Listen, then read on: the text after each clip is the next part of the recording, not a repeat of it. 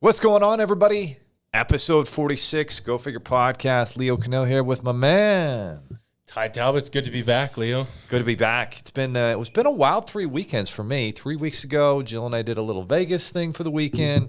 Then we had a wedding in Durango. Yeah, Durango's like 9,000 feet up, high elevation in Colorado. It was kind of pretty though. Oh, I bet it was kind of cool. And then this last week, you were gone. Where were you guys at? Yeah, we were in Island Park, just a little outside of Yellowstone, and very, very beautiful. Probably similar to your experience in Durango, just with how much moisture, snow, everything. Yeah. So everything's so green.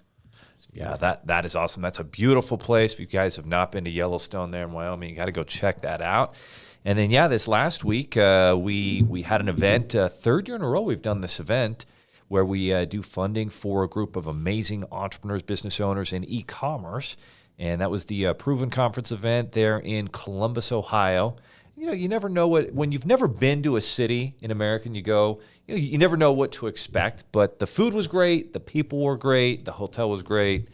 So Columbus, Ohio, big shout out. I'm gonna put Columbus, Ohio up here and Louisville down a little bit lower. All right. A little bit lower. Not quite as, food was great. People were great.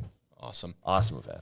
Yeah, it's kind of interesting. Steve was telling me, he thought Columbus was just awesome, beautiful, great, fun nightlife. But then he talked to the locals, and they're like, "Oh, this place sucks." I was like, kind of interesting. The locals don't like Columbus. They say it's not safe, it's dangerous. But really? You guys both had great things to say about it. So maybe it's just because we were in like the nicest place in the city of Columbus. Maybe that was it. I don't know. You never know, but.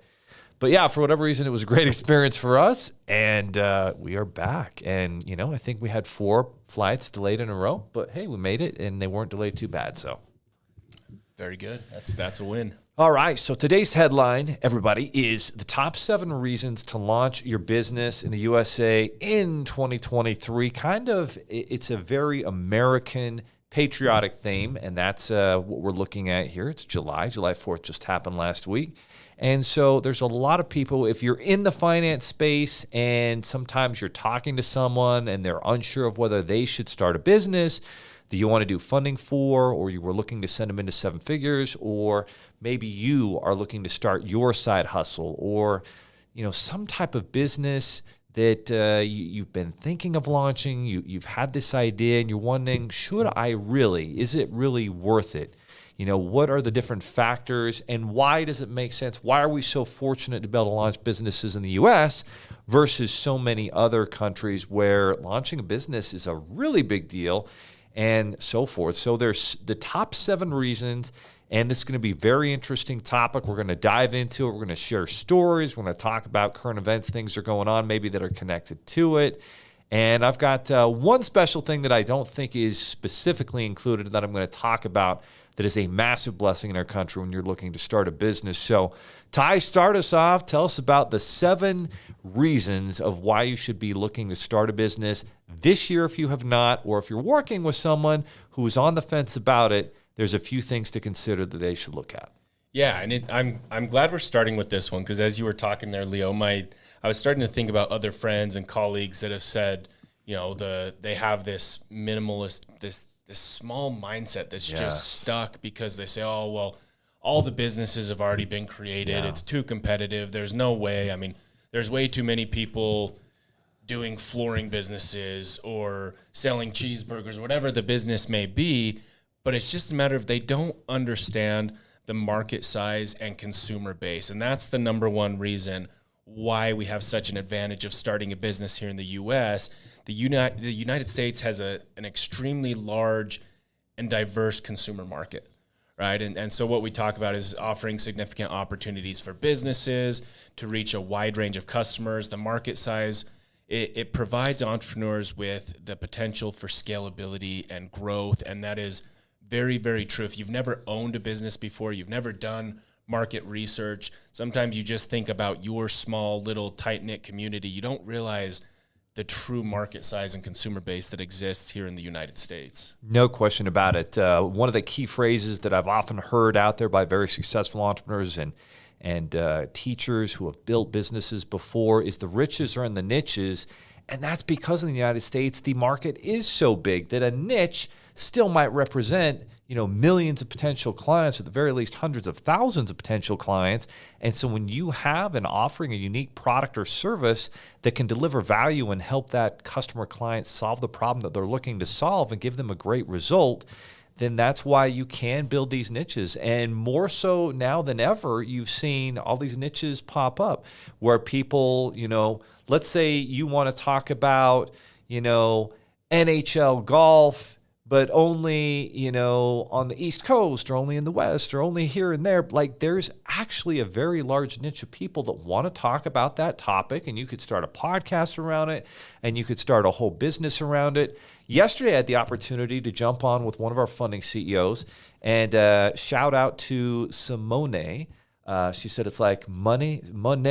Go get some money, Simone. I'm like, well, that's a great name. She was so cool, but she had this great idea. So she is this young pilot, really smart woman, and she's got a pilot license, and there's a shortage of pilots in our country.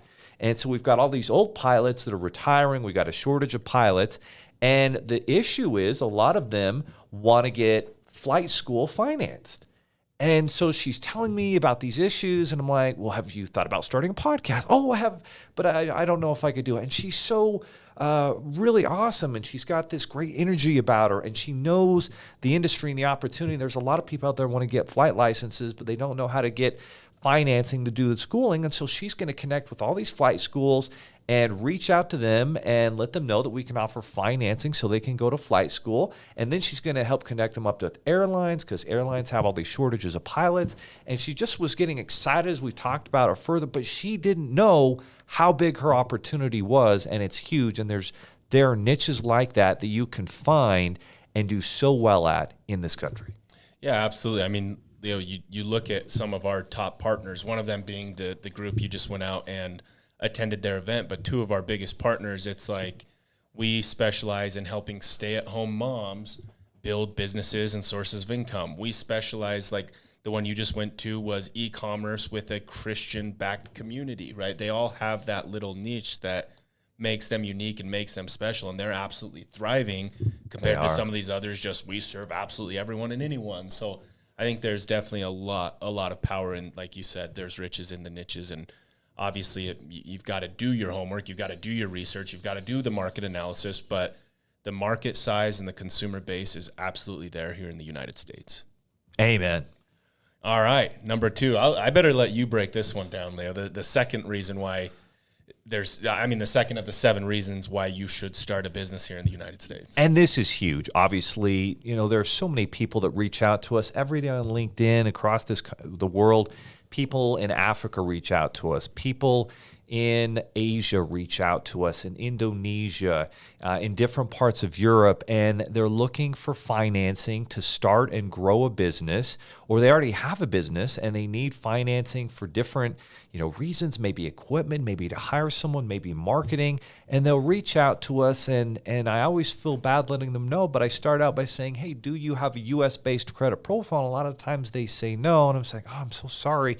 There just aren't very many options outside the United States of America where you can get access to capital, and access to capital is the second top reason why you can start a business and succeed in 2023 that oftentimes just doesn't exist in so many other parts of the world, because their financial system is not built on freedom. It's not built on freedom of different financial institutions to be incentivized to offer financing. There are not benefits exclusively for business owners, and it can be very risky to start a business. And one of the big reasons why, and this is one of those hidden reasons that's actually we're not going to specifically announce out today of one of the top 7, but it's in the ability to access capital. If you are unable to pay a loan line of credit thing back, well, the founding fathers built this awesome thing. It doesn't sound awesome, but trust me, it is. It's called bankruptcy. If you cannot pay your debts for starting a business in another country, you may go to jail. And that's oftentimes how the world worked for many years. And in the 1800s, because the United States was built upon a financial system of freedom, people, yes, you may lose some assets, you may have to start over, but you can start over and start another business. And as Mark Cuban says, you only have to be right once. And that's what's so amazing about living in the United States of America and starting a business. But our financial system offers so many financing options, whether it's loans, lines of credit, 0% interest business credit cards. You can often find a way to get financing for your business. And that is not reality in most places across the world. And so that's a huge deal. Yeah, absolutely. I mean, I can't even imagine some of these other countries like you talked about where there is no access to capital and they're using their life savings. And if they fail, that's it. Or if they did somehow borrow money and they fail, they're going to jail, right? You look at anything in life, Leo, if you're trying to success from a position, or if you're trying to find success from a position of fear, it's going to be very, very tricky. And so like you just said, with the access to capital, with the bankruptcy situation, you kind of know coming into it what the worst case scenario is. And you're right, it's not going to jail. Maybe it's losing some assets, but you can rebuild this thing. And so it's giving these entrepreneurs and business owners in the United States to actually build things and find success from a position of confidence and not a position of fear. And I think that's so important. Amen. Absolutely. So access to capital right up there is one of the top reasons why you can start a business. And even here's the last caveat I'll leave you guys with.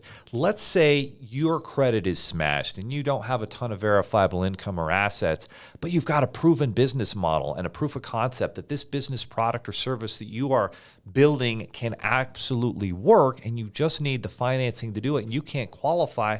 Well, Tony Robbins says that you can always find the money, and he's absolutely right.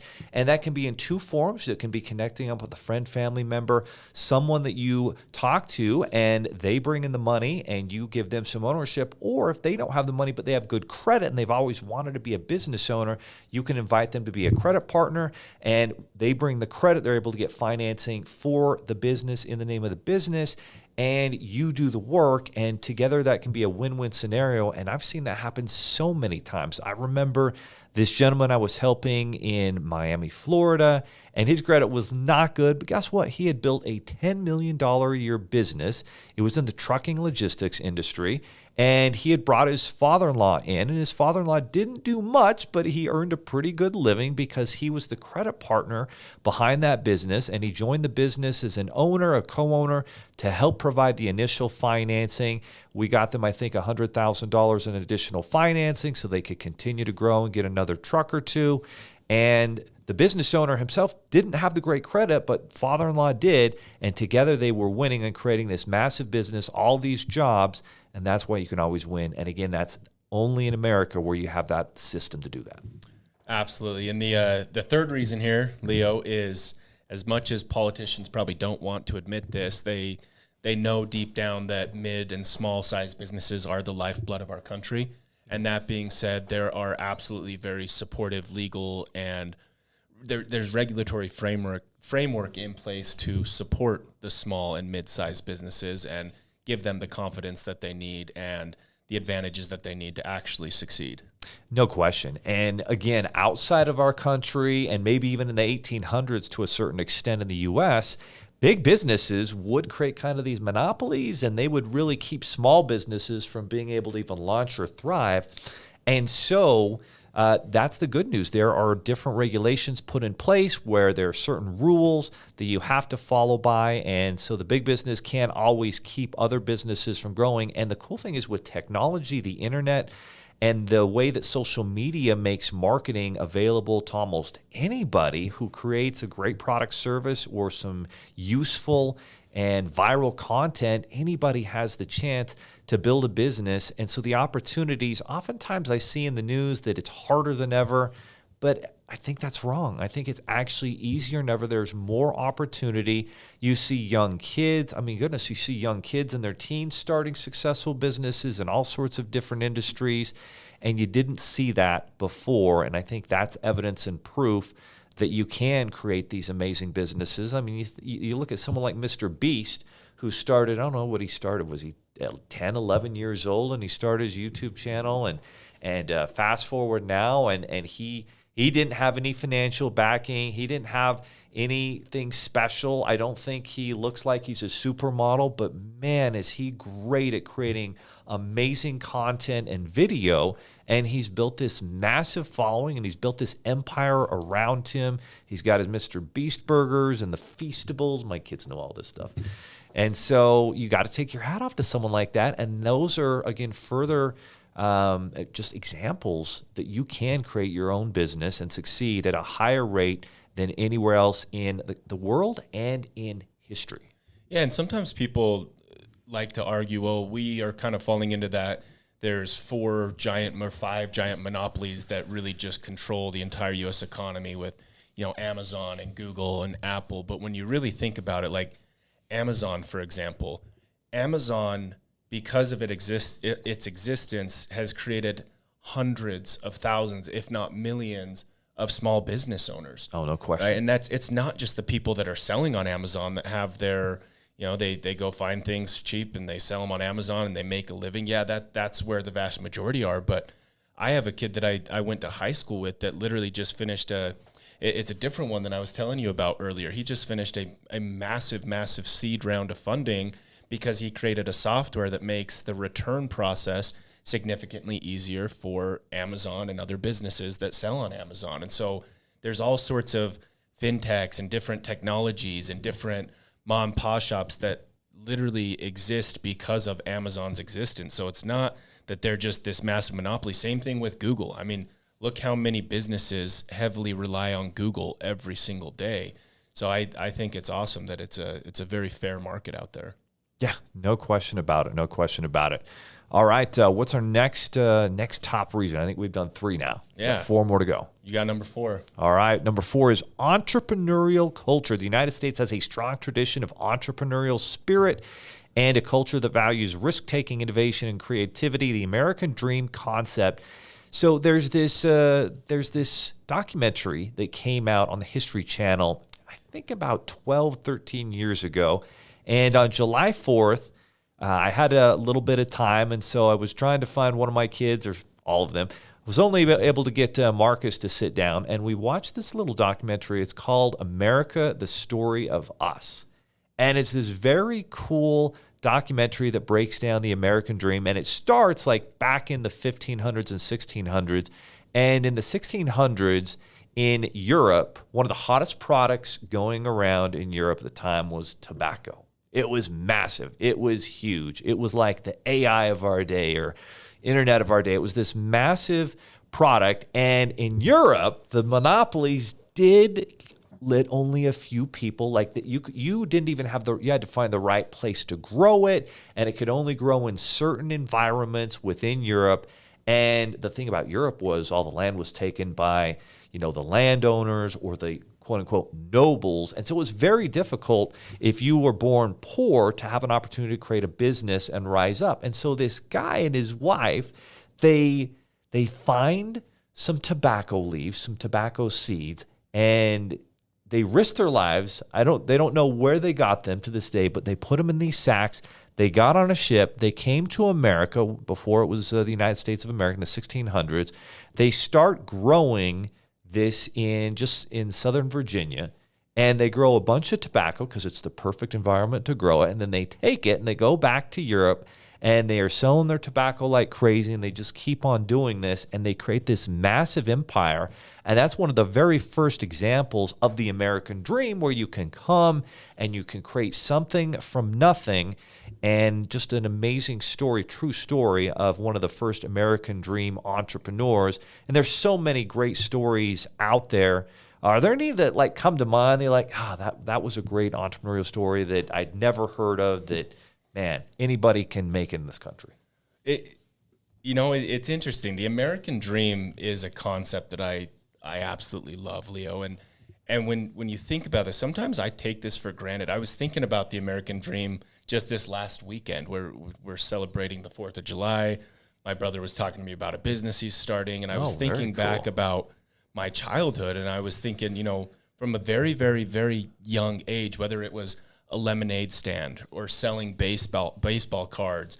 As I got a little older, it was mowing lawns. It was aerating lawns. It was always this constant constant challenge and game in my head of how can I create something bigger for myself and my family? How can I make sure that I never have to work for someone else? How can I make sure to provide the resources that I need for myself and my family? And I got thinking, and I was realizing, Leo, the American dream is not dead. The American dream is only dead if you're killing it. And I think a lot of the times we're failing as leaders and as parents is we're not allowing these youth to dream anymore. We're telling them, you go to school, you get your accounting degree, and you go be an accountant, and you do that for so many years, and you retire, and you spend your retirement, and then you die. We are the ones killing the American dream. The country itself, the economy, the resources, it's not America that's killing the American dream, it's us. And those that understand that it's still there and still very alive are the ones that are going to thrive and experience the actual American dream. No question. And last week's episode, I talked about this quite a bit, because if you've ever seen immigrants will come to this country barely speaking the language, and somehow, some way, they will start a successful business, and they will create it, and they'll provide jobs, and they'll just understand the opportunity of creating a business, of becoming an entrepreneur, of creating a product or service, of having that control. I was sitting there at our funding booth there at this event last weekend, and there were a couple couples that came by, and they told me about where they were at, and they each had jobs that they were working, and they had kids that they were taking care of. And they talked about, if we keep on doing what we're doing, we have one path. And that path doesn't have a lot of solutions. That path doesn't come with great vacations. That path doesn't come with being able to have freedom to provide a better life for their children. It comes with just barely getting by and really struggling and hoping and praying that maybe you have enough money to try and retire and not have to work at Walmart when you're 75. And then there's another path that's the supposed risky path, according to media, according to others, where you start a business and you actually have a chance to create a much better life, to double, triple, quadruple, make 10 times the income you're making with your job by starting that business. And yes, there's going to be risks. You might need to take out some financing. There might be risk there. But as we always say, there's two types of debt. There's good debt and bad debt. And the bad debt is debt that you take on for no expectation of a greater return. Debt when you go into debt for a vacation, clothes, even an expensive home or car that doesn't make you money. But when you can take on debt with an opportunity to generate a greater return, and there's no better return in this world that you can create other than starting a business. Exactly right. And I want to reiterate, Leo, we're not sitting here saying that there's a problem if you decide you want to go be a mechanic. That's fine. If you decide you want to go be a mechanic and work the 9 to 5 and build up a retirement and retire when you're 65, so be it. But don't say the American dream is dead because you're unwilling to go chase it. And don't tell your kids that either, because that's the unfortunate thing. They grow up thinking that the deck is stacked against them, and there's no way. And there is always a way. And there's so many great stories in this country about people overcoming, and that's what the American dream is all about. All right, so our fifth reason is access to talent. The U.S. attracts talented individuals from around the world, fostering a diverse and skilled labor pool. This availability of talent provides entrepreneurs with access to a wide range of expertise and skills needed to build and grow their businesses. Yeah, absolutely. And again, it talks about a diverse labor pool. Not only do we have top-notch universities and colleges, but we have all sorts of people that want to come to the United States to chase that American dream, that are hungry and motivated. We have one right here in our office, right? Hamilton came here from Venezuela, and he is hungry. He wants to make sure that he's improving his life and that he is taking advantage of the opportunity that he's been given. And I think we see that time and time again. There are a lot of people that understand what it's like to not actually truly have freedom, and they come to America and they are excited to work. 100%. It's so awesome. Yeah, I love immigrants. And so if you don't have immigrants on your team, or if you haven't spoken with one lately, do so and ask them questions. Ask them questions about what it's like in some of these other areas. And speaking of Venezuela, I remember being in Orlando a couple years ago, and our Uber driver was a gentleman, and his wife was also driving Uber, and then they had their own taxiing business, and then they were starting a clothing business, and they had left Venezuela where they had a business. They lost it. Basically, the government just stole it from them, and then these criminals took them hostage and made them drain their bank account. And then, of course, they were fortunately able to leave Venezuela. And you see people who are from these different countries. And so while the media and others are out there complaining about what a terrible racist country we live in where there's no opportunities, go to some other countries, y'all. Go to some other countries and then come back and tell me what it's like to live in the greatest country in the history of our planet, and you'll have a newfound understanding of what it's really like and what our opportunities truly are to live in this country. Absolutely. And the sixth reason here is networking opportunities. The United States has numerous business hubs, vibrant entrepreneurial ecosystems, right? You look at Silicon Valley, you look at New York City, Boston.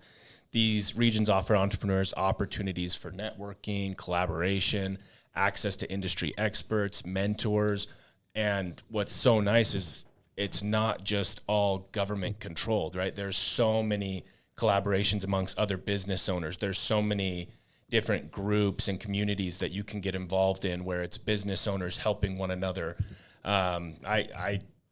We are a part of a handful of these. We've been to a lot of these trainings and worked with different mentors, and sometimes people have these negative connotations about them. And again, I think that's just them saying, I'm scared to start a business, so I'm going to call all of these things bogus. But there are so many resources in our country to help you learn and grow and become a good, positive, strong business owner.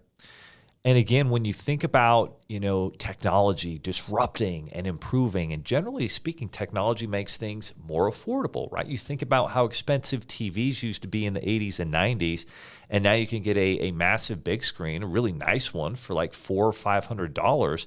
And that's just proof of how technology makes things cheaper, more affordable, and higher quality over time.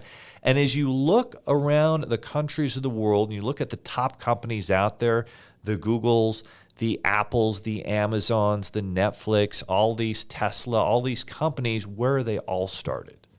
They're all started in the US of A, because that's the environment that fosters the opportunity to create these types of businesses. And you're right, there is access to these amazing networks. And now with the way technology is now, you don't even have to know, Bob down the street who's a millionaire who's been building businesses for the past 30 years and can be your mentor. That's one way of mentorship. And now the new way is there's amazing entrepreneurs on YouTube, online, on Instagram that you can follow, that you can learn from. You can read their books. You can read their tweets. You can see exactly how they think and their story. Listen to them on podcasts and learn how they created successful businesses, and learn about marketing, about sales, about leadership, about creating amazing products and services, and how you deliver more value to your clients and customers.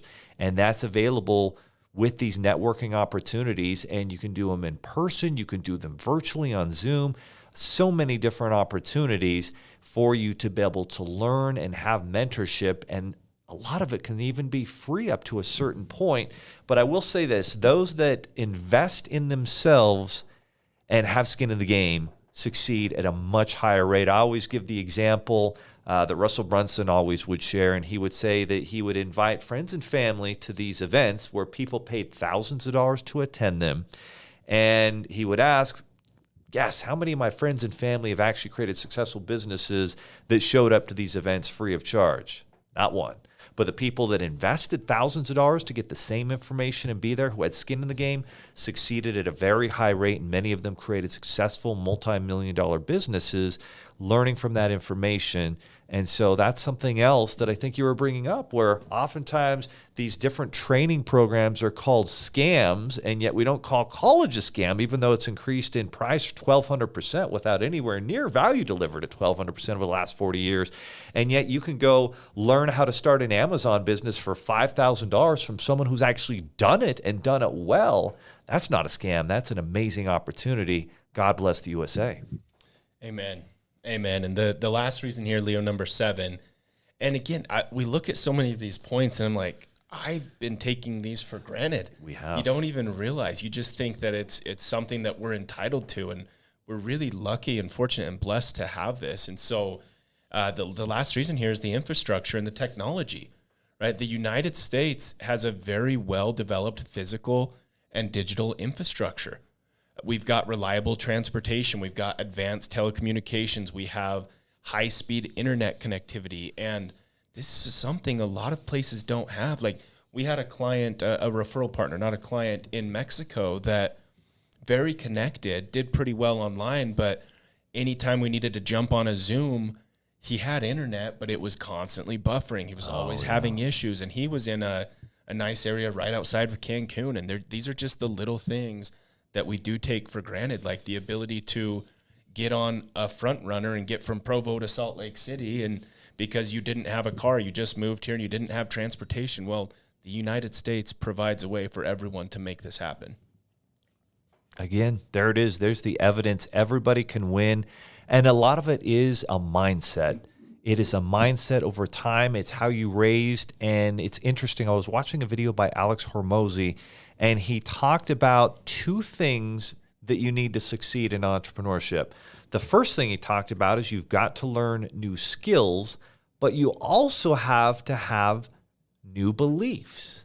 And so for him, he had this belief where the only successful business I can start is I'm just going to start gyms because that's what I know and that's what my background is. And it's gyms, physical brick and mortar gyms. And so he would start these gyms and build them up successful, but there was always a lot of difficulty trying to grow and expand. It took a lot of money to go, put the gym equipment in there and hire a bunch of people and do all the marketing. And so it was very capital and that he needed to make that happen. And then he went and he met with another entrepreneur. He's like, listen, you've got a level 10 skill set and a level 2 opportunity.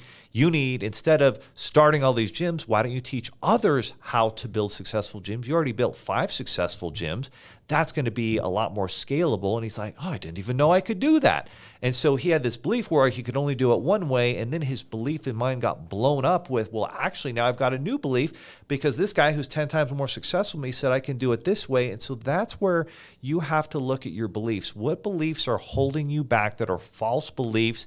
Maybe when you were growing up, your parents told you rich people are all bad and they're terrible and they just hurt people. And the only way they got rich was by, hurting people. And the more I've gotten to know very successful, wealthy entrepreneurs, these are people who care deeply about their clients, their customers, their employees, and are out there to serve. And because they serve people at such a high level, that's what's made them so successful. So ask yourself, what beliefs do you have that you don't even question are not true, are actually holding you back?